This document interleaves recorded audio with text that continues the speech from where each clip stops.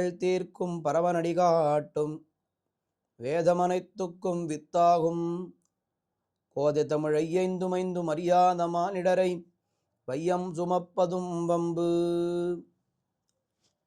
கண்ணபிரானை அடைந்திருக்கக்கூடிய கோபிகைகள் 25வது பாசுரத்திலே உன்னையே அறுத்தித்து வந்தோம், உன்னையே நாங்கள் வேண்டி வந்தோம், பறை தருதியாகில் அதையும் நாங்கள் பெற்றுக்கொள்வோம் என்று அழகாக தெரிவித்தார்கள். கண்ணபிரான் இந்த போன பாசுரத்திலேயே இவர்களிடத்திலே அந்த சந்தேகத்தை எழுப்பினான். நான் வேண்டும் என்றும் சொல்கிறீர்கள், பறை வேண்டும் என்றும் சொல்கிறீர்கள், இது எப்படி பொருந்தவில்லையே என்று கேட்டான். அதற்கு தான் பதில் சொன்னார்கள். மறுபடியும் அதே கேள்வியை கேட்கிறான் கண்ணபிரான். உன்னையே அறுத்தித்து வந்தோம் என்று நீங்கள் சொல்கிறீர்களே, என்னை வேண்டுபவர்கள் இது போன்ற நோன்புகளை எல்லாம் அனுட்டிக்க மாட்டார்களே, நேரே வந்து என்னை பற்றி விடுவார்களே. ஆனால் உன்னையே அறுத்தித்து வந்தோம் என்று சொல்லக்கூடிய நீங்கள் இந்த மார்கழி நீராட்டத்தை அனுட்டிப்பதன் நோக்கம் என்ன என்று இதுதான் அவனுடைய கேள்வி. அதற்கு இந்த பாசுரத்திலே பதில் சொல்கிறார்கள். கண்ணா, என்ன பதில்? தெரியாததை போல் நீ கேட்கிறாயே. எங்களுக்கு நீதான் வேண்டும், ஆனால் இந்த நாட்டார் இருக்கிறார்களே, உன்னை தலைவனாக கொண்டு மழை வேண்டி ஒரு நோன்பை நோற்பதற்காக எங்களை அனுப்பி வைத்திருக்கிறார்கள். இந்த நோன்பானது உன்னையும் எங்களையும் சேர்த்து வைக்கின்ற ஒரு காரணத்தினாலே அந்த நோன்பையும் நாங்கள் அனுட்டிக்கிறோம் என இதையே பதிலாக இந்த பாசுரத்திலே தெரிவிக்கிறார்கள். அப்படி தெரிவித்து இந்த நோன்புக்கு வேண்டிய உபகரணங்கள் நீ என்னவெல்லாம் எங்களுக்கு கொடுக்க வேண்டும் என்று அதையும் இந்த பாசுரத்திலே அழகாக விண்ணப்பித்து இதையெல்லாம் நீ எங்களுக்கு தர வேண்டும் என்று தெரிவிக்கிறார்கள். மாலே மணிவண்ணா மார்கழி நீராடுவான், மேலையார் செய்வனகள் வேண்டுவன கேட்டியேல், ஞாலத்தையெல்லாம் நடுங்க முரல்வன, பாலண்ண வண்ணத்துன் பாஞ்ச சன்னியமே போல்வன சங்கங்கள், போய்ப்பாடுடையனவே சாலப் பெரும் பறையே, பல்லாண்டிசைப்பாரே, கோல விளக்கே கொடியே விதானமே, ஆலிநிலையாயருள் அருளேலோரெம்பாவாய். இதுவரை கண்ணபிரானை அடைவதற்கு முன்னால் தங்களுக்கு தான் கண்ணன் மீது அதிகமான பக்தி இருக்கிறது என்று நினைத்து கொண்டு வந்தார்கள். ஆனால் எப்பொழுது கண்ணபிரானை பார்த்தார்களோ, அவன் எப்படி இருந்தான்? இவர்களிடத்திலே அன்பே வடிவெடுத்தவனாக அவன் இருந்தான். மாலே, மாலே என்னால் என்ன அர்த்தம்? மால் என்னால் அன்பே வடிவெடுத்தவன், அதனால தானே அவனை திருமால் என்று சொல்கிறோம். மாலே, எங்களிடத்திலே அன்பே வடிவெடுத்தவனே என்று முதலிலே அவனை அழைத்தார்கள்.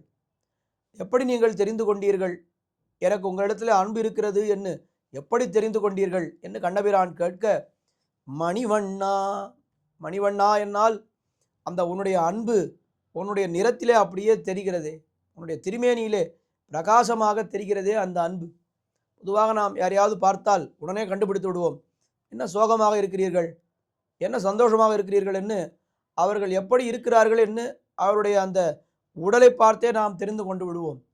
அதுபோல எம்பெருமானுடைய இந்த திருமேனியிலே இருக்கக்கூடிய பொலிவை பார்த்த உடனே இவன் நம்மிடத்திலே அன்பே வடிவெடுத்தவன் என்று தெரிந்து கொண்டார்கள் இந்த கோபிகைகள்.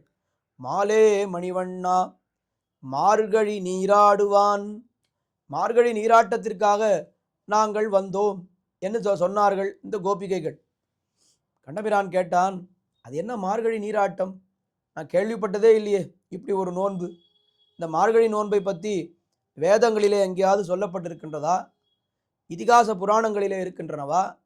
இல்லை தர்மசாஸ்திரங்களிலே இருக்கின்றனவா? யார், எந்த ரிஷி சொல்லியிருக்கிறார் இந்த மார்கழி நீராட்டத்தை பற்றி? ஏதோ திடீரென்று வந்து மார்கழி நீராட்டம் என்று சொல்கிறீர்களே, என்னது? நான் கேள்விப்பட்டதே இல்லையே என்று கண்ணபிரான் கேட்டானாம்.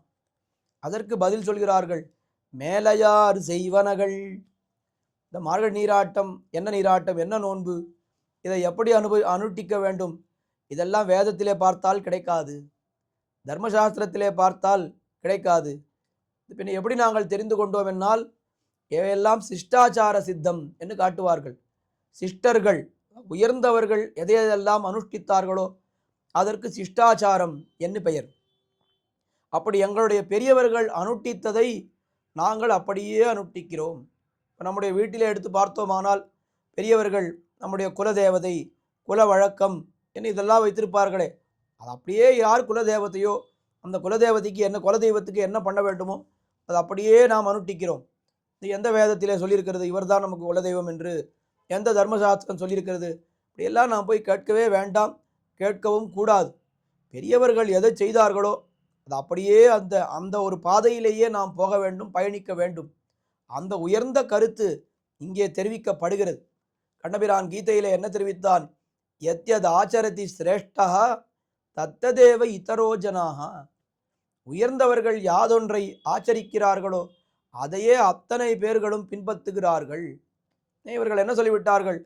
இது எந்த புத்தகத்திலே இருக்கிறது என்னால் எங்களுக்கு தெரியாது, எங்கள் பெரியவர்கள் அனுஷ்டித்தார்கள், நாங்களும் அனுஷ்டிக்கிறோம் என அந்த உயர்ந்த சாஸ்திரார்த்தத்தை இவர்கள் வாயிலிருந்து கொண்டு வர வேண்டும் என்பதற்காக அப்படி இவர்களை மடக்கி கேள்வி கேட்டான் கண்ணபிரான். திருப்திகரமான பதிலை பெற்றான்.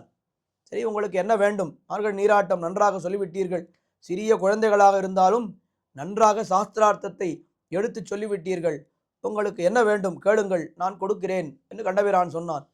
வேண்டுவன கேட்டியேல், இந்த நோன்புக்கு வேண்டிய வஸ்துக்கள் எல்லாம் யாவை என்று நீ கேட்டாயானால், வேண்டுவன கேட்டியேல் பாலன்ன வண்ணத்து உன் பாஞ்சசன்னியமே போல்வன சங்கங்கள். பால் போன்றே வெண்மையாக இருக்கக்கூடிய பாஞ்சசன்யம், அது எப்படிப்பட்ட பாஞ்சசன்யம் என்னால் ஞானத்தை எல்லாம் நடுங்க முரல்வன. கண்ணபிரான் அந்த பாஞ்சசன்யத்தை எடுத்து ஊதினானால் அது அத்தனை விரோதிகளும் அங்கேயே பயந்து மாண்டு போவார்கள்.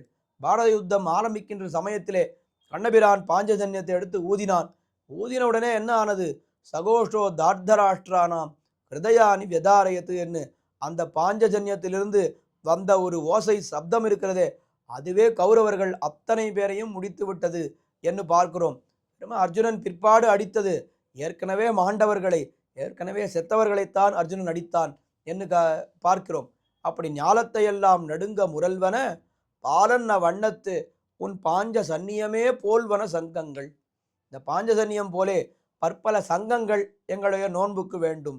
அதுக்கு மேலே சால பெரும்பறை, பெரிய பறை வேண்டும். இந்த சங்கங்கள் எதற்காக வேண்டும் என்னால், நாங்கள் புறப்பட்டு விட்டோம், நோன்பை தொடங்கி விட்டோம் என்று உலகத்துக்கு ஊராருக்கு அறிவிப்பதற்காக சங்கம் வேண்டும். அதற்கு மேலே நாங்கள் அப்படி அந்த நோன்பை நோக்கி நாங்கள் நடக்கும் பொழுது முன்னால் முரசு கொட்டி கொண்டு போக வேண்டும்.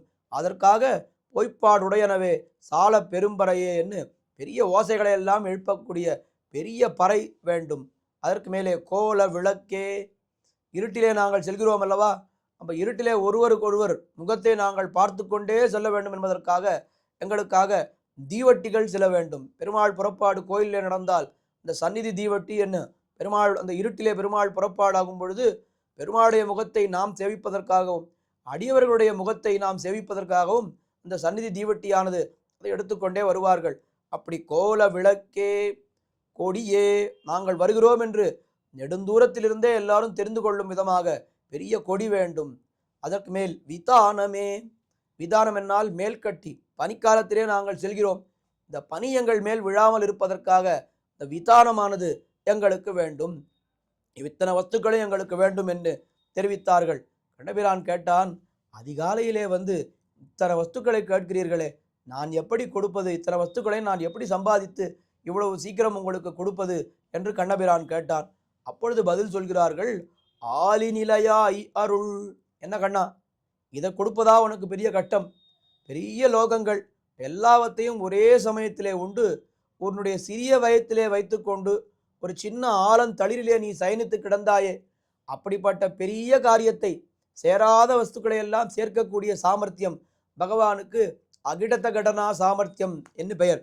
அப்படி சேராத வஸ்துக்களை எல்லாம் சேர்க்கக்கூடிய சாமர்த்தியம் படைத்த உனக்கு நாங்கள் கேட்கக்கூடிய இந்த 4-5 வஸ்துக்களை கொடுப்பதா பெரிய கட்டம்? நீ வந்து சர்வ சக்தன் ஆயிற்றே, எதை நினைத்தாலும் நினைத்த நேரத்திலே நினைத்த வஸ்துக்களை எல்லாம் உண்டாக்கி கொடுக்க வல்லமை பொருந்தியவன் நீ, இதை கொடுப்பதா நீ பெரிய அரிது உனக்கு? நீ ஆலி நிலையான ஆயித்தே, ஆல இலையிலே நீ உலகத்தை எல்லாம் உண்டு நீ படுத்து கிடந்தாயே, அதனால் இந்த வஸ்துக்களை எல்லாம் எங்களுக்கு நீ கொடுத்தருள்வாய் என்று இந்த பிராசுரத்திலே பிரார்த்திக்கிறார்கள். தொடர்ந்து அனுபவிப்போம். ஆண்டாள் திருவடிகளே சரணம்.